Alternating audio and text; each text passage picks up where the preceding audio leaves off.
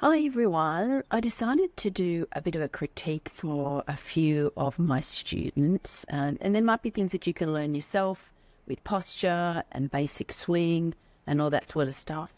There's usually a few things that most people do wrong that you can learn a lot from, some basic things, and some things that are quite easy to, adjust, especially pre-swing things. So let's start with our number one lady here. Now her setup looks pretty good.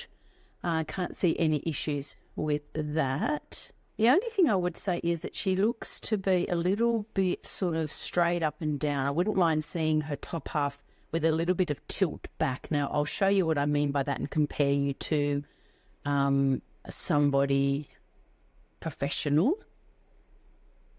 As you can see that they've got a bit of a tilt in their top half back because the right hand is lower than the left, and you can see that setup just is a little bit better for sweeping the ball up and away off the tee like we want to do with our driver. But otherwise, I'm nitpicking, it is pretty good.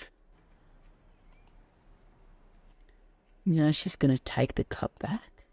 Okay, now, pretty good except for the fact that she hasn't turned her shoulders enough. So that left shoulder needs to be across all the way underneath the chin. And that would give her a lot more power. So we want to twist the top half, so you're going to feel that you're turning your back onto the target and then your front onto the target if you can. And obviously if you can't do that fully, the more you can do it, the better, essentially, and the more power you're going to get. Obviously you don't want to overturn, just get the leading shoulder under the chin. That should be plenty. Now we'll come down through impact. She's doing well. She's getting her weight across quite nicely there. Onto her front foot. This is a good position. Then we'll come down into impact. So not too bad at all. A little bit bent with that leading arm, which is going to give you a little bit of inconsistency. When you bend that left arm, you lift the club head up, so you're going to top a few. It's okay when the ball's up on a tee, get away with it a little bit more. Quite a lot of people find that they're good off the tee, but they're not good off the grass, off the fairway shots, or not as good, I should say. So that could be why. If you're bending that left arm through impact, you're going to be shortening up the club, lifting the club head up higher than it should be, and you're going to be topping a few. So we're going to get that left arm nice and straight through impact. Really important. Good. Now she's quit on it a little bit here. The follow through stops quite well short. Now that's going to cost you some power as well. On her practice swing, she wasn't doing that. She was following through quite nicely. So it's not like it's a physical ailment. Sometimes you stop because you're worried about your back being sore. But she's also left it back heel down on the ground, which does make it hard for you to follow through properly. So she's going to cost herself some power by quitting on it like this and having such a short follow through, because for you to stop here, you almost need to be slowing down as you're coming into the ball. And you don't want to be slowing down through impact. You want to be accelerating, if anything. So for her to stop here is probably hard on your back and also costing you some power. So I don't know why she might be doing this other than a physical ailment, but her practice swings were good. So you're not sure on that one. Could be just a nervy thing, you don't want to kind of, we sort of poke at it sometimes, don't we, a little bit. But anyway, pretty good. I'd give her an 8 out of 10 for this swing. So a couple of small things to work on, though, and she would make a big difference. Quite a nice swing. All right, let's move on to our next lady here. That was a bit wet. You can see it's actually raining here, and poor thing, she's all kind of covered up. This is a practice swing, and this lady's a bit more of a beginner than some of our other ladies, so we'll give her some leeway on that. But let's see her setup here. Now, setup looks pretty good. Her head's sort of tucked down and in, which is not great. We want to lift our chin a little, give room for that left shoulder to move underneath. Otherwise, ball position looks okay. Grip looks fine from what I can see from here. Ball width of stance is all pretty good too, slightly wider than her shoulders, which is what you want for your driver. So the only thing I would say is just lift that chin up a little bit, so you're giving yourself some room for that left shoulder to move underneath. And she's going to swing back. Now you can see that she's sort of lifted her body up and away from the ball on the way back, and I'll find a pro to compare her to. Dreadful when you get compared to the pros, isn't it? But it does sort of really show you what I'm talking about with that. You don't want to be up and off the ball on the way back. You want to stay over ball and turn and keep your levels similar. Obviously, it's not going to be dead similar. Your head will lift around slightly, but it shouldn't lift up and away like this. And so because she hasn't twisted back, she's lifted back, she hasn't turned her shoulders, which means the left elbow can't stay straight. So that's why she's got that bend. So it's a kind of a lift and a bend. Now, this is going to be really hard for you to come back down the right amount. So when you've lifted off the ball, you've then got to come back down onto the ball, or you're going to miss it altogether. And then, of course, you're very inconsistent. So that's why if you lift up off the ball on the back swing, you will most likely top.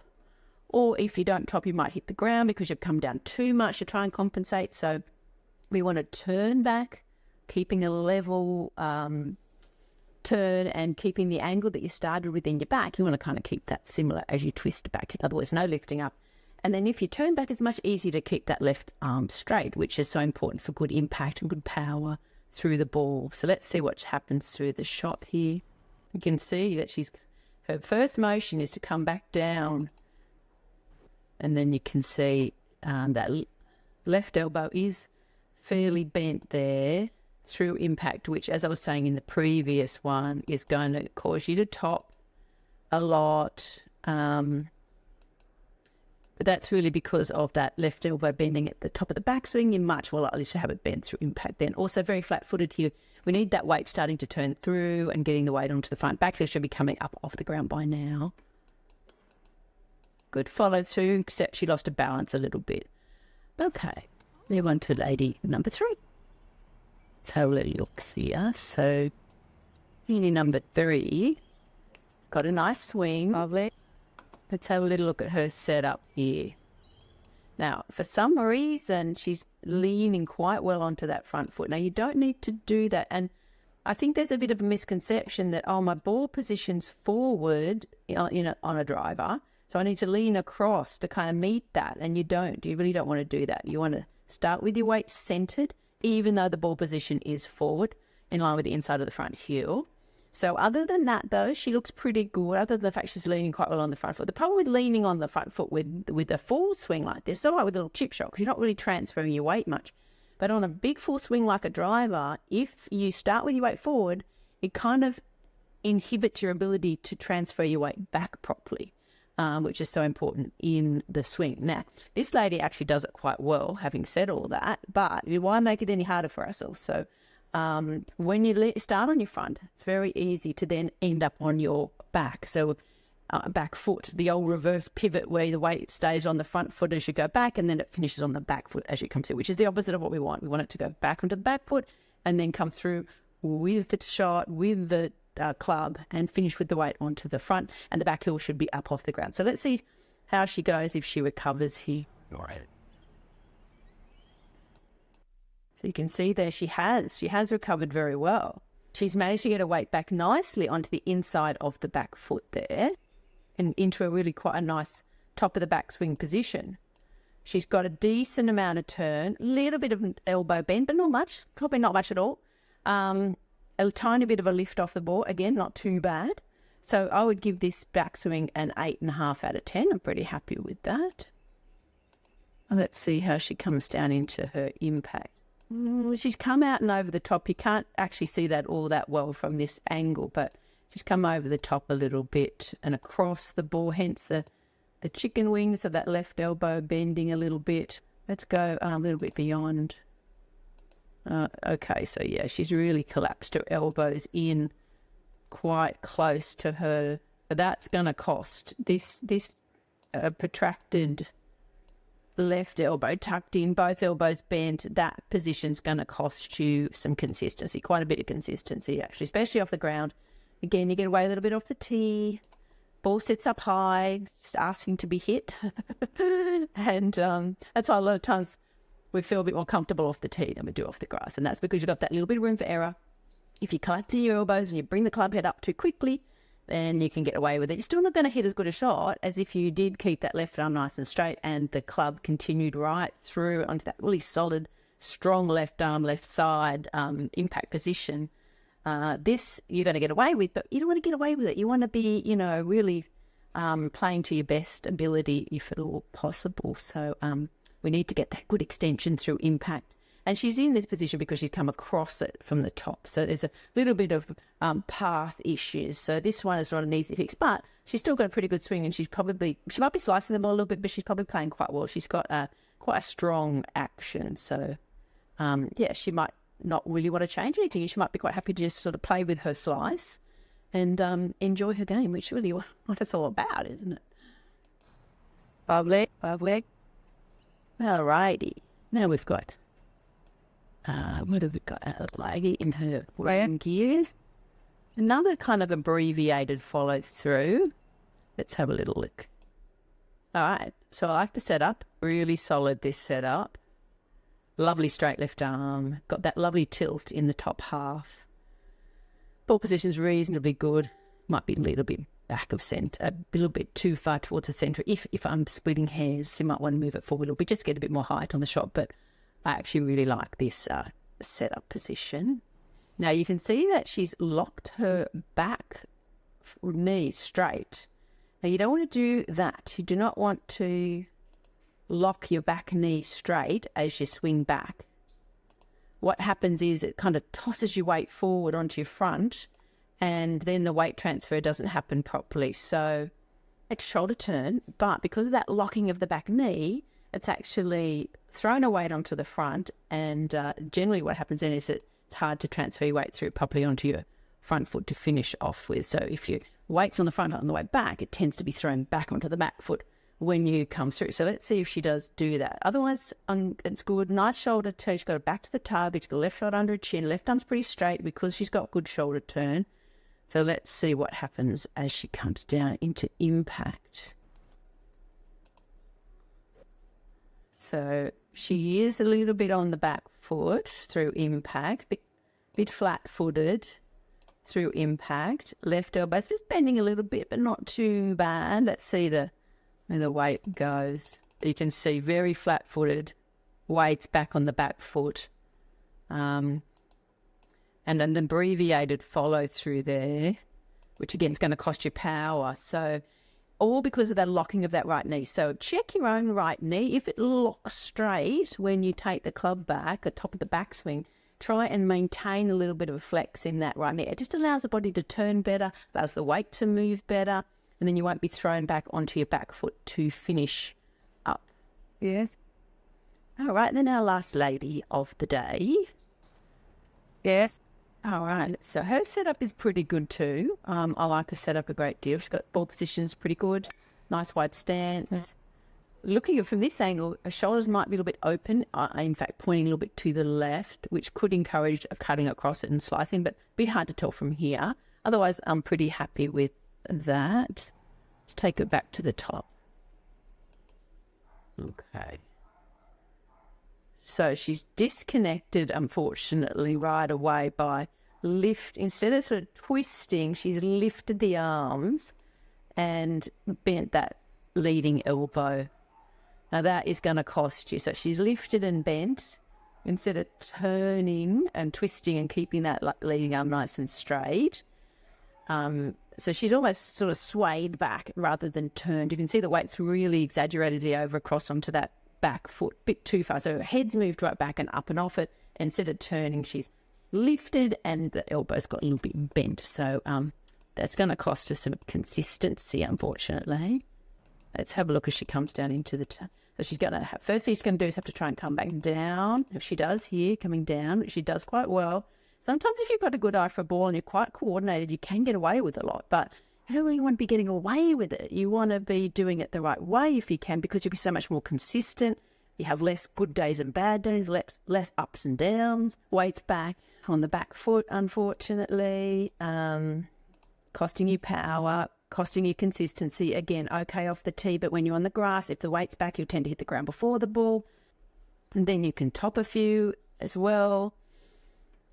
Left elbow's a bit bent because of the bent elbow at the top of the backswing. She's recovered reasonably well, but again, you don't want to be compensating. You want to just kind of be as technically correct as you possibly can be in the areas that matter the most. Now, left elbow bent through impact is a really important one. If you watch 100 golf pros lined up, there'd be 100 straight left elbows through impact.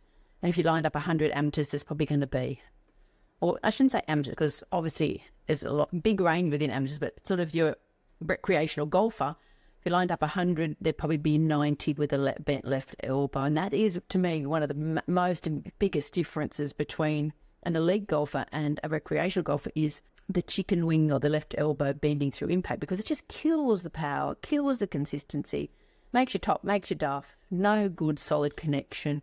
So there's a really great drill that I will include at the end of this video to help you overcome chicken wings and get that great extension through the shot. My extension drill, one of my all-time favorites. So I will include that at the end of this video. And so just to finish off here,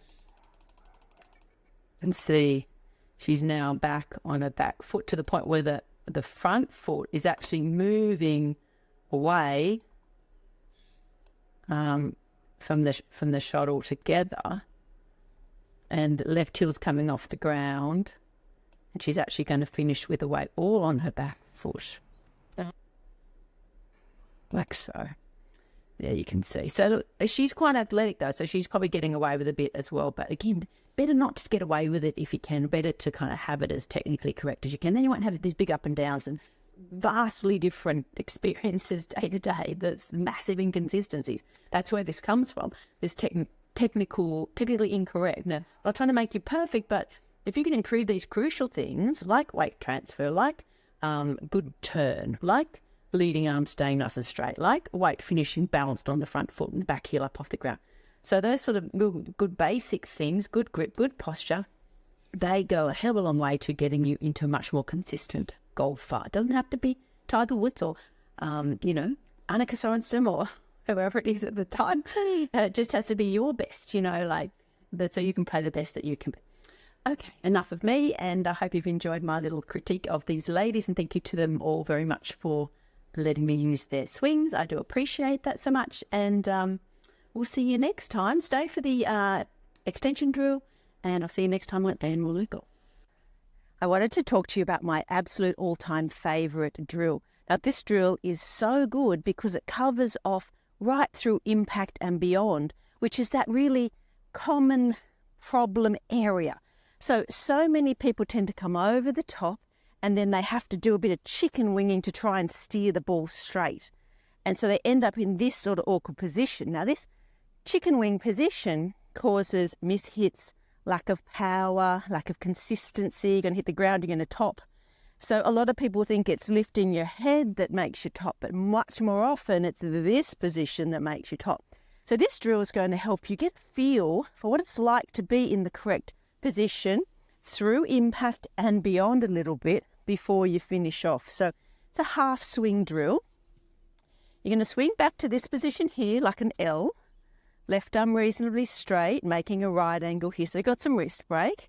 And you're going to swing through to this position here with left arm nice and straight, or leading arm if you're a left-hander, weight onto the front and kind of pointing the club to the target. So it's from here to here. Now you can actually hit some shots off a low tee doing that with a 7-iron or something like that. Don't be put off if it doesn't sort of give you a great shot to start with. Just persevere with it, because it's quite a strange feeling if you're tending to do this instead of this. So if you watch pros play, if you slow down their swings and you watch it in slow-mo speed, 100 out of 100 pros will be here, then here. You won't see really any at all doing this. They wouldn't be a pro if they were. So again, halfway back, halfway through, stop here, because you can feel it sort of forces you into the right position because you're going to stop and check it. So that's why this drill is so great. Hit some short shots off a low tee. Don't try and hit the ball too far from this drill. Halfway back, halfway through, weight forward, left arm straight, back heel off the ground, point the club to the target. Go to the range, practice that a little bit, and you'll be amazed at how strongly you can hit the ball off such a short swing with such a short club, and then slowly try and incorporate that up into your full swing. So this is just the kind of mid part of your swing, as it were.